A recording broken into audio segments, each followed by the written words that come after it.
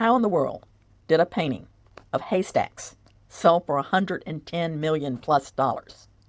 This was by Claude Monet, and it wasn't because it was the only painting in the world of haystacks. I mean, Monet painted 25 paintings of those same haystacks.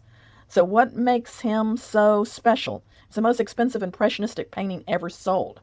And a lot of his paintings have sold for over $1 million. So how did he get there, and what's so special that someone would want to buy those paintings for that kind of money?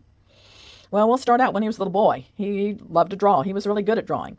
He actually made a lot of extra money making caricatures. That's when you draw pictures of people with their noses big and their bodies small and just funny pictures. He had a lot of fun with his art. So his daddy wanted to be a businessman. His mother encouraged his art, but they thought, well, if you're going to paint, you might as well get trained and make some money at it. So they sent him off to a couple of different art schools.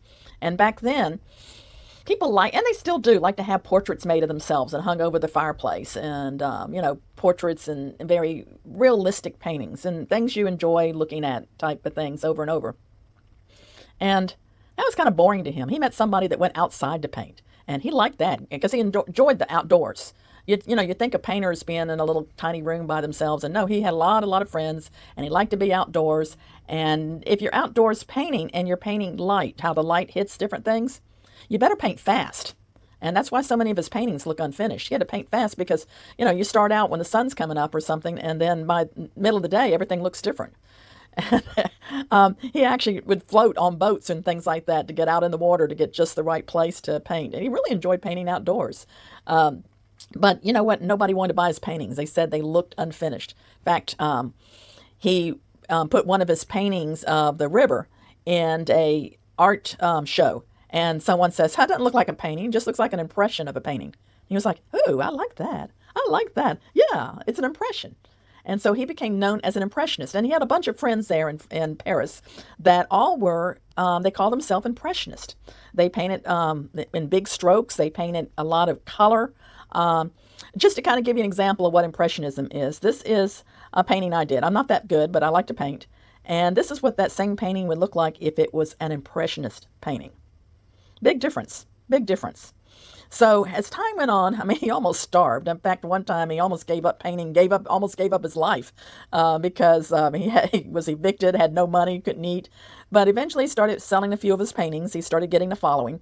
And as time went on, as he aged, he actually made enough money. He bought some property in Giverny, I think it's pronounced, somewhere in France. You can go there now and see his house and his gardens. He loved to garden. He loved flowers and trees. And he built this whole beautiful garden with a pond with water lilies. He loved the water lilies. He loved those water lilies so much. He painted them 250 times. And that doesn't include the times he just sketched or whatever.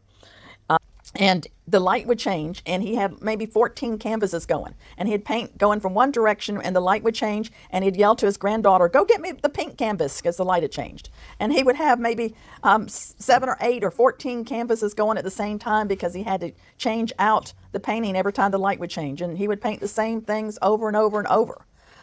He's got probably well over 2,000 paintings he made in his lifetime. And he painted up until he was in his 80s. And his problem was he was getting cataracts, and he knew everything was getting blurry and blurrier and blurrier. And he still kept painting, even though he thought he was going to go blind, but his paintings at that time, and they were all water lilies, just weren't as vibrant. They were still beautiful, but they weren't as vibrant. And then finally he said, okay, you can do surgery on my eyes. And when they did, it was like everything lit up for him. And he started painting even more. And he painted up until he died in his 80s. And I think his paintings, they're not of haystacks. They're not of water lilies. His painting is how light hit those things. And that's what made him so famous. And his paintings, as I said, he sell today for millions of dollars.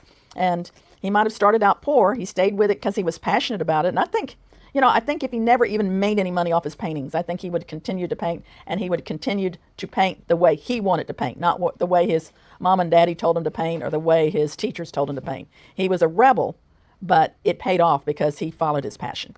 So that's why I like Monet's paintings, and I hope you enjoy them when we go to the museum.